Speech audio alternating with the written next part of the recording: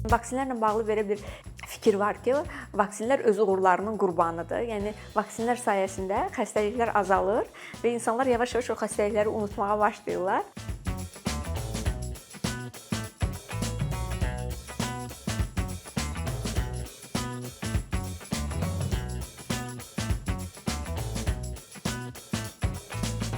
Vaksinlər mənə gəlir ki, ümumiyyətlə bəşəriyyətin ən faydalı ixtiralarından biridir və illərdir istifadə olunur. İllərdir vaksinlər qlobal olaraq dünyada hər il 3,5 milyon ölümün qarşısını alır və bunların böyük əksəriyyəti, mütləq əksəriyyəti uşaqlardır. Nəzərə alsaq ki, vaksinlər əsasən 1-5 yaş arası uşaqlara vurulur. Yəni bu uşaq ölümlərinin və eyni zamanda gələcək yaşda, irəli yaşlarda digər yetişkin ölümlərinin qarşısının alınması deməkdir. Hazırda 30 xəstəliyə qarşı peyvənd mövcuddur. Onlardan ikisi hamının qorxduğu xərçəng xəstəliyinə qarşıdır. Biri qaraciyər xərçənginə qarşı hepatit B peyvəndidir. İkinci isə 2007-ci ildən tətbiq olunur. İnsan papilloma virusundan qoruyan, uşaqlıq boyunu xərçənginə qarşı olan HPV, İngiliscə HPV deyirlər, IPV bəzi hallarda adlandırılır, IPV peyvəndidir. Dediyim kimi 2007-ci ildən tətbiq olunur, effektivliyi çox yüksəkdir. Həmçinin peyvəndlər sayəsində indiyənə kimi tarixə nəzər salsaq, indiyənə kimi bir neçə xəstəliyin qarşısının alınması, kütləvi yayılmasının qarşısı alınıbdır. Çiçək xəstəliyinin eliminasiyasına nail olunubdur. Yəni bunu daha çox bizim valideynlərimiz xatırlayır, çiçək xəstəliyini. Vaksinlər sayəsində o dünyadan yox olubdur. İndi artıq növbədə poliomiyelit xəstəliyidir, onun eliminasiyası gözlənilir. Çox az ölkələrdə artıq rast gəlinir. Eyni zamanda vaksinlərlə bağlı iqlim dəyişikliyi ilə bağlı istiliyin artır və iqlim dəyişikliyinə bağlı olaraq yayılan xəstəliklərin qarşısının alınmasında artıq vaksin çox önəmli faktor olaraq görünməyə başlayıbdır.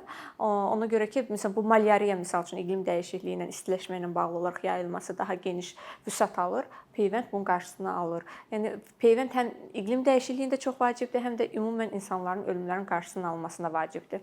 Vaksinlərlə bağlı valideynlərin və belə deyək də geniş götürsək himayədarların, bura valideyn nənələr, babalar da daxildir. Onların əsas narahatlığı onun təhlükəsizliyi ilə bağlıdır və vaksindən sonra yarana biləcək mümkün əks təsirlərlə bağlıdır.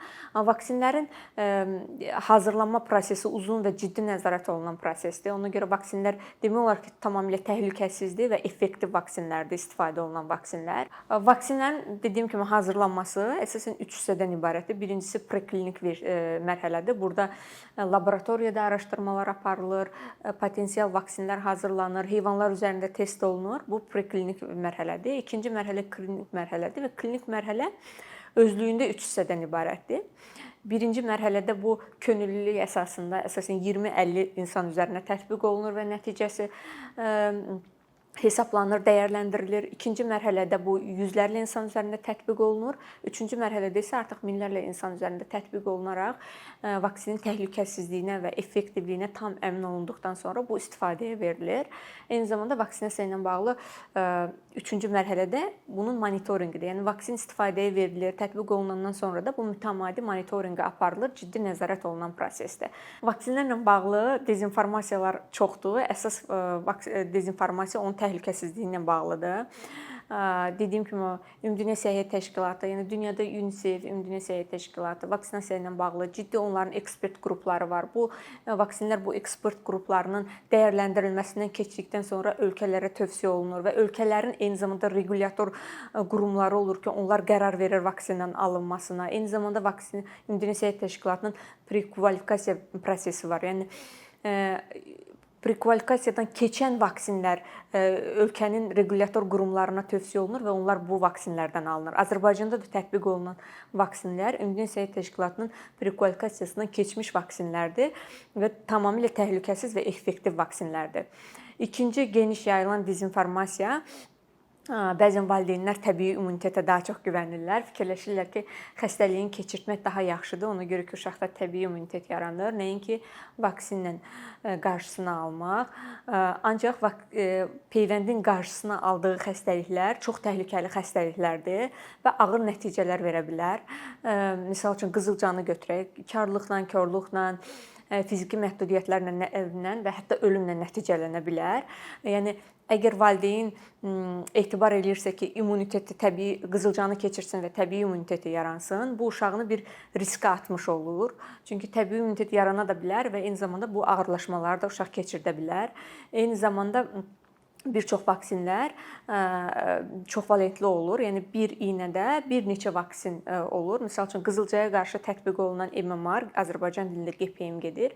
Qızılca, parotit və məxmərək xəstəliyinə qarşı olan bir vaksin, yəni bir iynə şəklində vurulur. Dolayısıyla uşaq qızılca keçirilir, siz onun təbii immunitetinə arxayın olursunuz, amma məxmərək və parotitdən də uşağı məhrum etmiş olursunuz ki, bu özü də çox ciddi xəstəliklərə, hətta məsələn məxmərək qız uşaqlarında irəli yaşlarda, hamiləlik dövründə ciddi xəstəliklərlə nəticələnə bilər. Valideynlər eyni zamanda vaksindən sonra olan mümkün əlavə təsirlərlə bağlı narahatdırlar, ancaq bəzi yüngül əlavə təsirlər ola bilər. Məsəl üçün yüngül qızdırma ola bilər, inyeksiya yerində qızartı ola bilər, amma bunlar müvəqqətidir və təbii bir təsirlərdir və bir neçə müddət sonra aradan qalxır. Yəni bunların heç birinin qalıcı və mənfi təsiri uşağın səhhətinə yoxdur. Digər dezinformasiya vaksinlərin eyni vaxtda bir neçə vaksinin vurulması ilə bağlıdır. Bəzən bunu hətta tibb işçiləri də çəkinirlər bir neçə vaksini eyni vaxtda vurmaqdan, amma valideynlər, himayədarlar bilməlidirlər ki, uşaq hər gün minlərlə mikrobla təmasda olur. Yəni ona eyni vaxtda bir neçə vaksinin vurulması tamamilə təhlükəsizdir və heç bir təsiri olmayacaqdır. Ona görə qorxmadan, bu əksinə valideynlərin uşaq üçün rahat olur ki, bir inyeksiya vasitəsilə qəbul eləyir və valideyn klinikaya, tibb müəssisəsinə bir neçə dəfə gedib gəlməli olmur. Bunlar dediyim kimi hamısı araşdırılıb, sübut olunub, testdən keçirilib və təhlükəsizliyinə tam əmin olunduğu üçün bu şəkildə peyvənd təqvimi tərtib olunubdur. Ona görə valideynlər tərtib olunan milli peyvənd təqviminə maksimum riayət eləməlidirlər. Öz hər hansı əlavə fikirlər əsasında o təqvimdən kənara çıxmamalıdırlar. Hazırda 2 xərçəng xəstəliyinə qarşı peyvənd mövcuddur. Bunun biri qaraciyər xərçənginə qarşı olan hepatit B peyvəndidir. Bu Azərbaycanda milli peyvənd təqvimində mövcuddur. İkinci isə uşaqlıq boynu xərçəngindən qoruyan HPV, HPV peyvəndidir. İnsan papilloma virusundan qoruyur və insan papilloma virusu uşaqlıq boynu xərçəngindən nəticələnir. Ona görə 9-14 yaş arasında qızlara əsasən vurulur, amma artıq bir çox ölkədə oğlanlara da vurulur.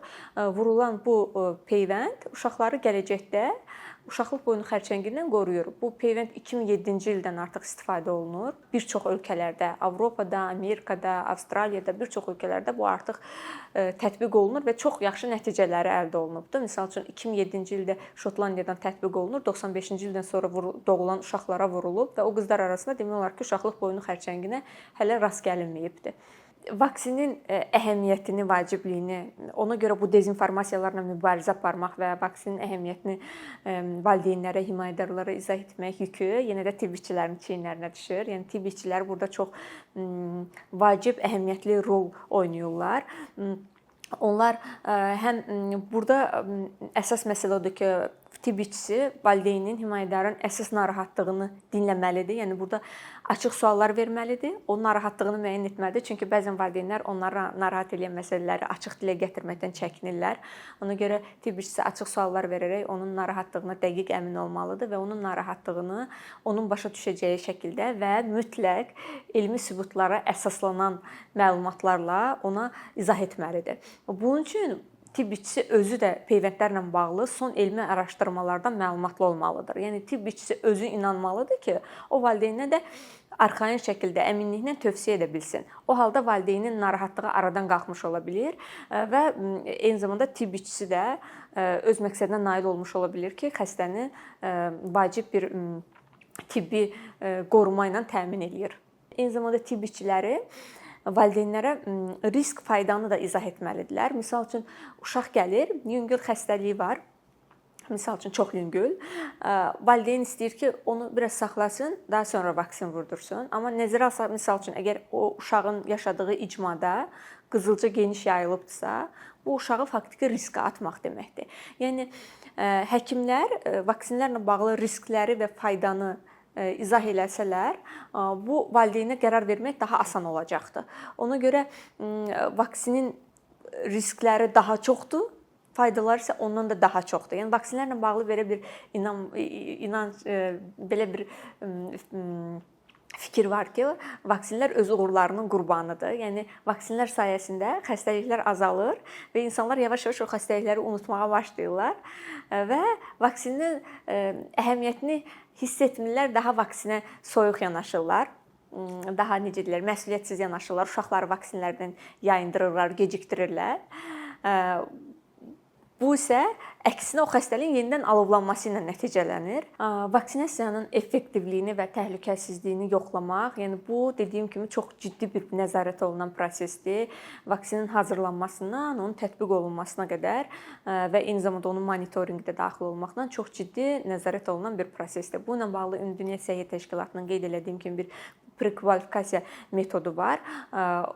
Ümumdünya Səhiyyə Təşkilatı ölkələrə, yəni milli requlator qurumlara öz prekvalifikasiyasından keçmiş, təhlükəsizliyinə və effektivliyinə əmin olduğu peyvəndləri tövsiyə edir və requlator bu tövsiyələr əsasında qərar verir ki, hansı vaksini alsın və milli immunizasiya təqviminə daxil etsin. Bu ilə bağlı eyni zamanda müstəqil ekspertlərdən ibarət olan qruplar var. Ümumdünya Səhiyyə Təşkilatının SAGE deyə Strategic Advisory Group of Experts bu müstəqil ekspertlərdən olan qrupdur və onlar vaksinlərlə bağlı olan elmi araşdırmaları nəzərdən keçirdir və onun əsasında öz tövsiyələrini və təlimatlarını verir. Yəni bu qrupun, yəni müstəqil ekspertlər qrupunun tövsiyəsi əsasında hər hansı bir vaksin istifadəyə verilir. Eyni zamanda onun təhlükəsizliyi ilə bağlı GACVS deyə bir qurum var. Qlobal vaksin təhlükəsizliyi ilə bağlı qlobal məsləhət, strateji məsləhət komitəsi adlanır, Azərbaycanca belə deyək. Bu qrup bütün dünyadan olan elm adamlarının, vaksin immunoloqların, immunizasiya ilə bağlı olan elm adamlarının və praktik vaksinasiya ilə məşğul olan mütəxəssislərdən ibarətdir və onlar da vaksinin təhlükəsizliyi ilə bağlı öz rəylərini bildirirlər. Dolayısıyla ölkələr o tövsiyələr əsasında vaksinləri daxil eləyir. Yəni valideynlər ona görə rəsmi qurumların, beynəlxalq təşkilatların, elmi ekspert qruplarının tövsiyələrinə inanaraq o vaksinə etibar edə bilərlər. Əgər hər hansı bir qrup bir inancı ilə bağlı vaksindən imtina edə bilər.